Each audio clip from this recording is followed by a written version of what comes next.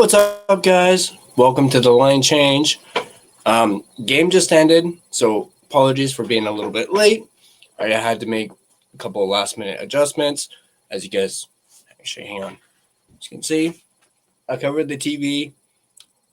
Had to put that up. But here we go. Our first post-game of the new season. And the Vancouver Canucks have won 5-1 against the Calgary Flames. We're going to break it down. We're going to recap it.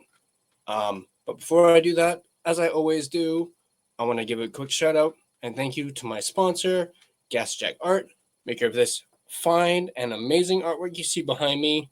So you guys can check them out yourselves at gasjackart.com. So without any further ado, let's go ahead and take a look at this game.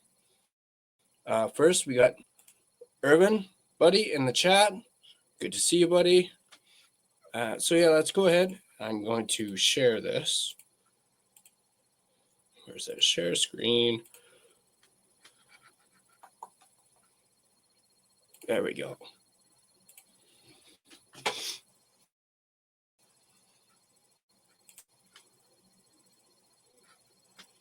wait for it to work. There we go. No. Oh, did not mean to do that. There we go. All right. Let's go ahead and check this out.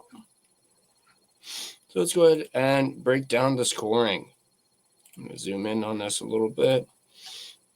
All right, so let's go with the first period. First period at 14:53, Kiefer Sherwood is the first Canuck to score a goal this season. I'll admit I had picked Evander Kane to score the first Vancouver Canucks goal of the season. I did not expect Kiefer Sherwood to do it, but hats off to Kiefer Sherwood getting the first goal of the season. And I got to admit, it was a beauty. And then, obviously, second period, there were no goals between the two teams. But third period is where things got pretty darn interesting. You had Filipino scoring his first of the season on a wrist shot, and then you had him scoring on a breakaway, which was absolutely beautiful. And then, of course, you had Jonathan Lekaramaki scoring his first to make it 4-0. And then Boo Morgan Frost broke up the shutout for Thatcher Demko, making it 4-1. And then Brock Besser scoring to make it 5-1. Let's go ahead and break down these actual goals and bring out the goal visualizer. So as you can see here, puck is up here. Then you see Sherwood and Drew O'Connor pass it back and forth. Sherwood shoots it, boom, scores, goes in the net. Beautiful goal. Let's take a look at Filipinos first. Believe it or not, I believe I actually missed this one. So as I stepped out real quick, let's go in. So here's Hedl bringing it down the ice, taking it back, taking it over to the right side, shoots it, and then manages to score on his own rebound. Moving now to his second goal. As I mentioned, this was a breakaway. So we're going to go ahead and take the visualizer. See Filipino pass it back. And then Baines passes it up to Hedl. He comes down and he scores on Dustin Wolf. So let's go ahead and take a look at Mackey goal.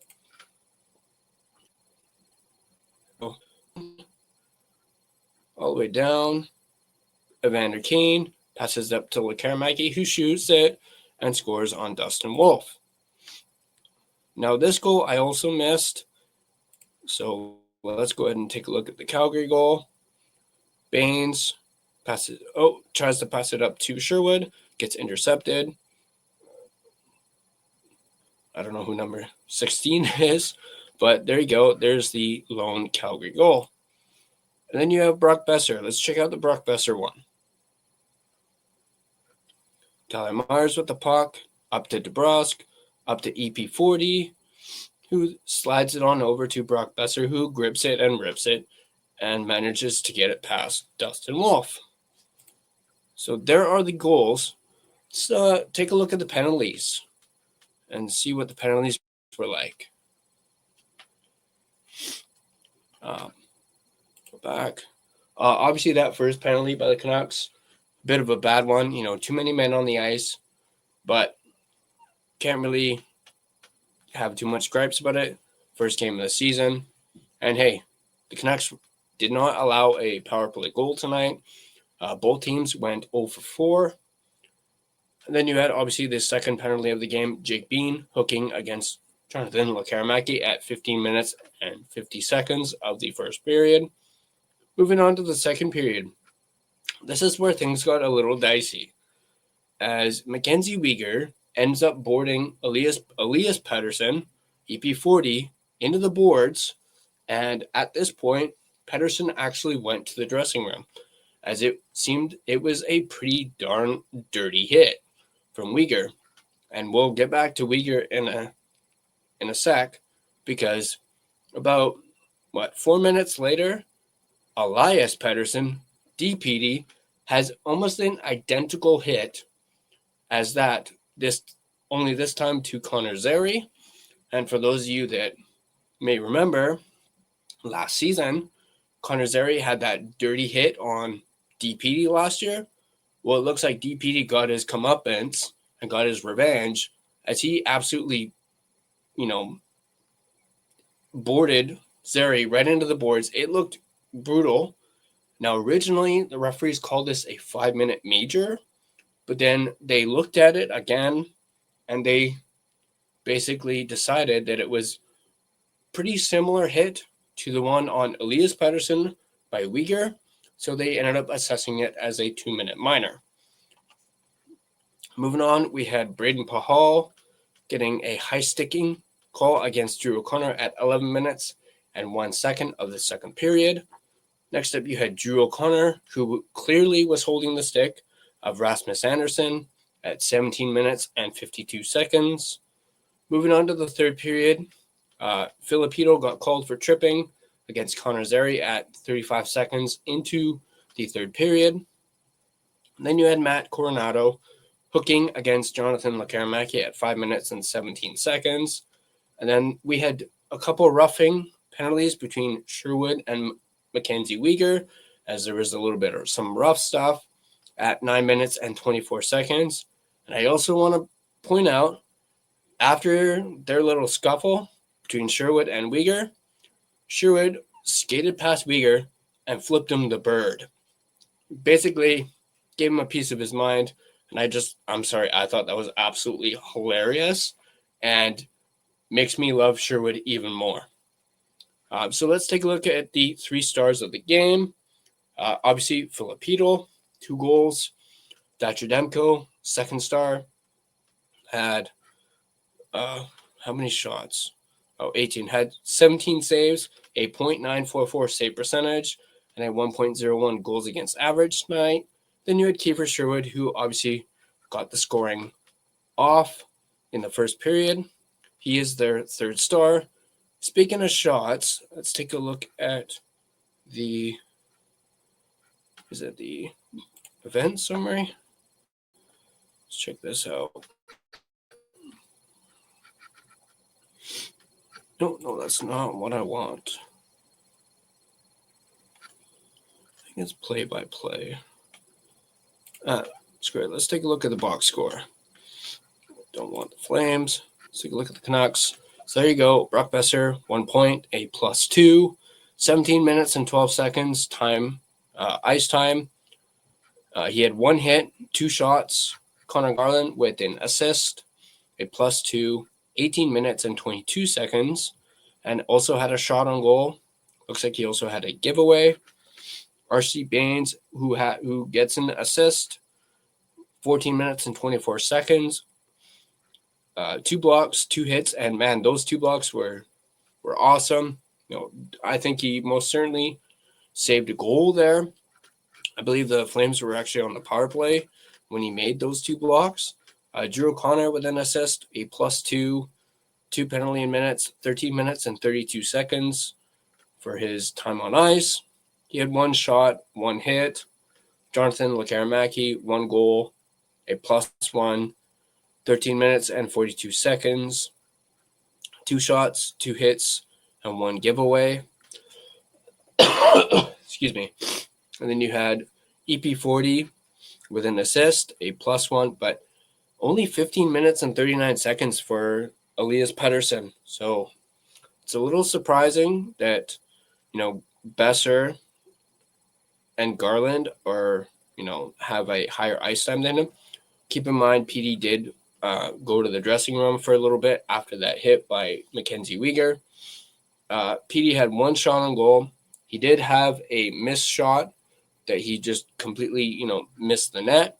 I will say, though, I was very impressed with Elias Pettersson's play tonight. He wasn't hesitating when he went to go shoot the puck. I know he technically only had 1 shot, but that one that he missed, he gripped it and ripped it. He just simply missed the net. But the fact that we're seeing PD, actually shoot and not hesitate is a very good sign. PD also had 3 hits. He also had a darn good, nice reverse hit earlier in the game that I absolutely loved. And you had, of course, Kiefer Sherwood, 1 goal, 14 minutes and 13 seconds of ice time, 2 shots, 1 block, 6 hits for Sherwood. So that's going to really help out my fantasy because I have Sherwood in my fantasy, at least I think one of my fantasy leagues. So he's going to help out with my hits. Atu, a +1, 11 minutes and 14 seconds. He had, 1 shot on goal, 1 giveaway. Philip Hedl, the star of the show, 2 goals, +2, 16 minutes and 25 seconds. He had 5 shots on goal, so 2 goals on 5 shots. Not bad. He had 2 blocks. Then you had Jake DeBrusk, who had, is that an assist?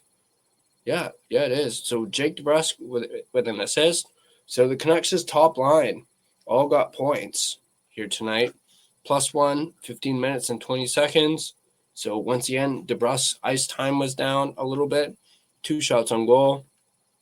Then you got Braden Coots, who unfortunately is a -1. Played 11 minutes and 14 seconds.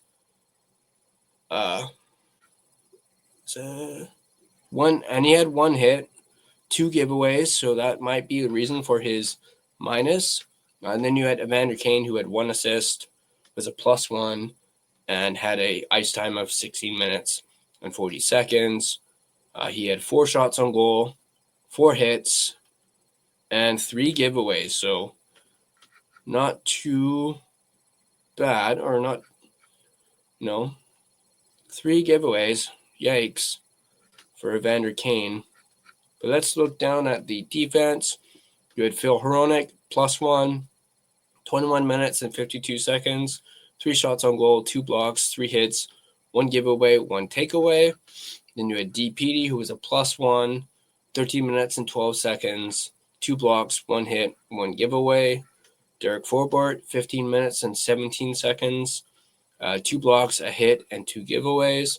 Marcus Pettersson, a +2, 18 minutes and 3 seconds, 2 blocks.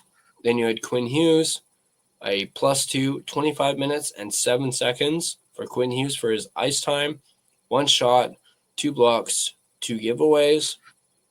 And, of course, you had Tyler Myers, a +2, and he had an ice time of 19 minutes and 15 seconds with 1 shot, 3 blocks, 2 hits. Excuse me. And then you had Thatcher Demko, 17 saves on 18 shots, 1 even strength goal. And as I said before, a .944 save percentage in this game. So there you go. Let's hang on. Remove this. Go back to the full screen. There we go. So yeah, that was the game. definitely one heck of a game for the Vancouver Canucks tonight. Big win. Obviously, they exercised their demon from last season. I mean, granted, Calgary did play the other night. Yes, they came back and, ended up beating the Edmonton Oilers in that game in a shootout. But let's take a look at some of your comments here. Irvin, did he flip the bird with a white gloved hand? I'm actually not sure if he still had his white gloved hand on. But if you look up on Twitter, search up Sherwood, I believe there's some video and maybe even someone like screen capping it. But he very clearly flipped him the bird as he skated past him. So I thought that was great. Irvin, again, crowd pop for Baines' PK efforts. Yeah, absolutely. Baines was fantastic on the PK, especially with those block shots, as I mentioned earlier.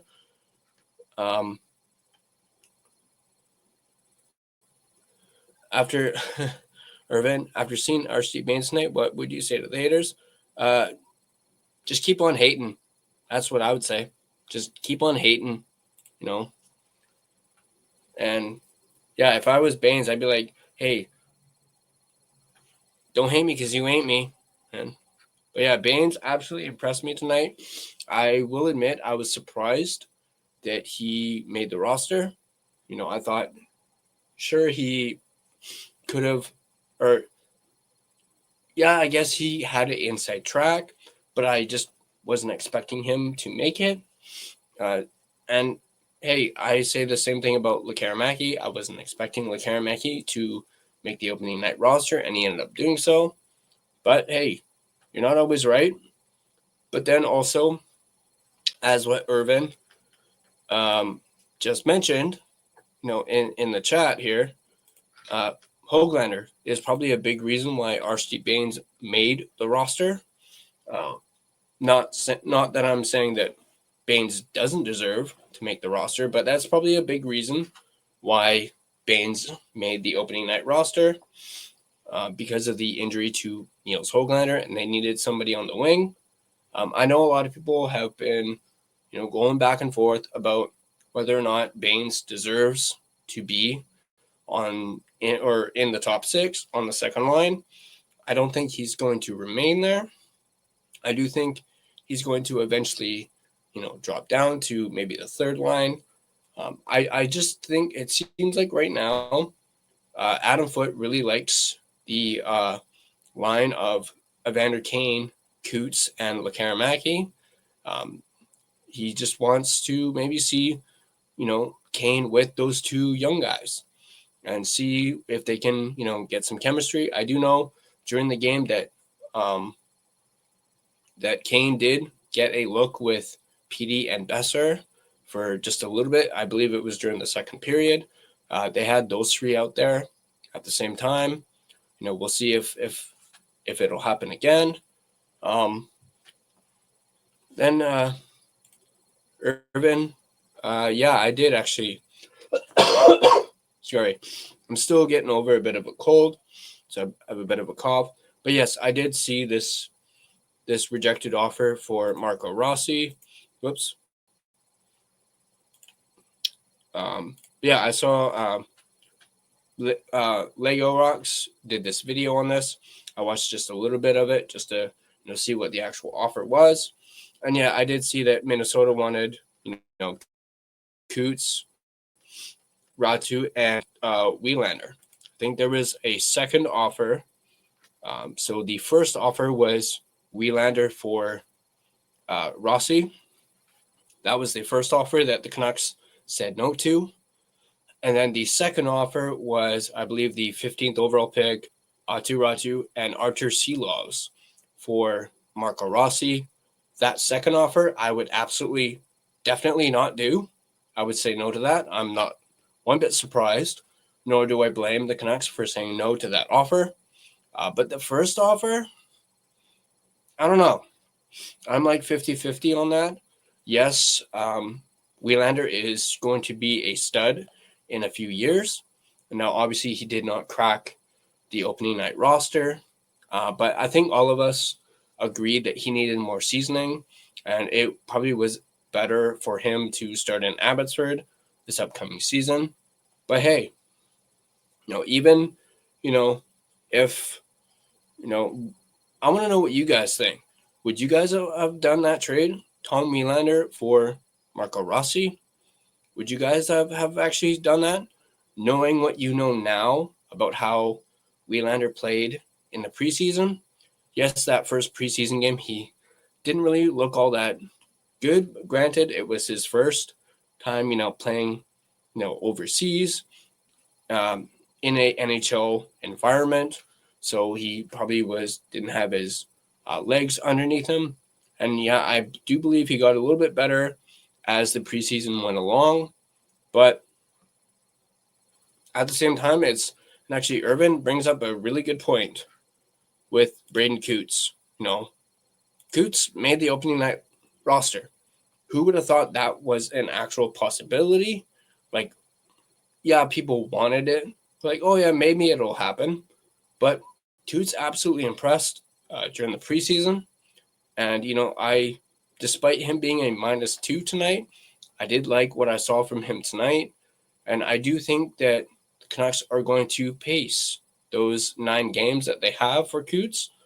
Obviously he played tonight. Maybe he won't play Saturday. Maybe they might have him out of the lineup for a couple nights or for the next couple games, just so they can space out those 9 games, unless they want him in for the next 9 games. Obviously, I would really like it if they did space out those 9 games for Coots, because who knows, maybe it'll give me a chance to actually see Braden Coots live, because I'll be going to the game on the 28th of October against the Rangers. So I'm really hoping that Coots is in the lineup for that game, but that's just me. But yeah, I want to know what you guys think. What did you guys think about the Canucks' effort tonight? What did you guys think about Filipino? What did you guys think about Elias Pettersson? Did you like what you saw? Did you like that reverse hit that he did? Did you like his speed?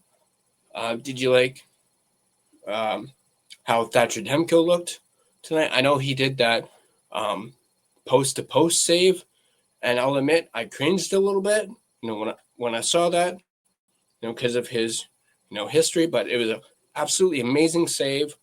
As far as our power play, I'm not sure. I liked the fact that we got at least 6 shots on Wolf during the power play. But yeah, I have to agree with Irvin on this. The Canucks do too much on the perimeter. I did like the I didn't really pay too much attention to the power play. Obviously it being the first game of the season, obviously you want to see better. But I guess we shall see when it comes to the power play. I am intrigued with Lekaramaki on the power play. I think I saw someone post on Twitter, after Lekaramaki's goal, perhaps Lekaramaki should get a look on PP1, especially with his shot. And I believe it was on the broadcast, may have been Ray Ferraro, actually, who was saying that Lekaramaki shouldn't be a passer on the power play. He should just be the guy who just grips it and rips it. And I have to agree with that. He should be the guy who, you give him the puck, you expect him to shoot. And just, get a good look and just put it on goal. And then hopefully it goes in. But, yeah, I guess what we'll see about the power play, I want to give it maybe a couple more games. And yeah, it's like what Irvin just said. It's, how quick he gets the shot off. It's, again, like what I said with PD.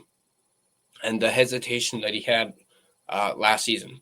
Shooting, Lekaramäki has absolutely no hesitation whatsoever, and he will just grip it and rip it.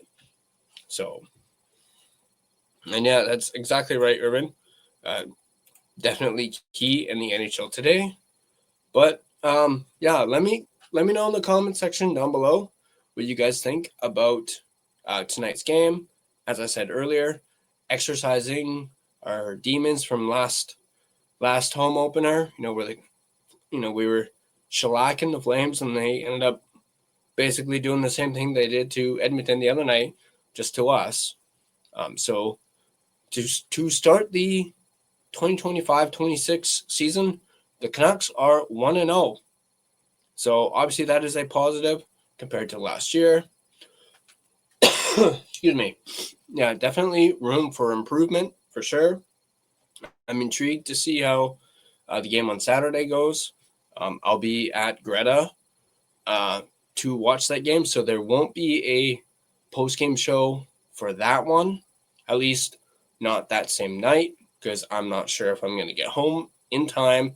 So there won't be a post-game show that night, but maybe I'll try and do one maybe sometime on Sunday. We shall see. So I'll keep you guys posted on that. Post-game show, definitely not Saturday, perhaps on Sunday. Maybe I'll do it like maybe Sunday night or something like that. We shall see. Irvin, don't drink too much. Well, we'll see. Well, I probably won't go too overboard. So it is Thanksgiving, so that weekend, and I do have to work Sunday morning. So yeah, I'm not going to be drinking too much about that, but I am going to enjoy myself, have a good time, hang out with Alfred and the Canucks Army crew. That's going to be awesome. I heard Harman Dial's going to be there, so that's going to be awesome. But that's going to do it for the first post-game show of the season. Your Vancouver Canucks win by a final score of 5-1. They are, as I said, 1-0 to start the season. Hope you guys enjoyed.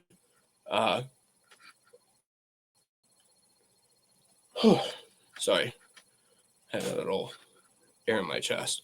Yeah, I hope you guys enjoyed, and I look forward to seeing you guys throughout the season. I'm looking forward to getting back into doing these game recaps and post-game shows. Obviously, it's been a while, as the Canucks hadn't played in a very, very long time. But looking forward to seeing you guys there. And as always, if you guys like this video, be sure to hit that like button. And if you want to stay up to date on all your Vancouver Canucks content, be sure to smash that subscribe button and turn on all your notifications so don't miss a single video. You can find us you can find us everywhere. You can find us on Facebook, Instagram, X, and TikTok. Feel free to give us a follow on all of our social media platforms. And if you prefer an audio version of this podcast, you can find us on both Spotify and Apple Podcast. Once again, or on Spotify rather, feel free to give us a follow as well as rate and review us. It is, of course, greatly appreciated, and it really helps out the podcast. But that's going to do it for me. As always, go Canucks go, and I'll see you guys in the next video.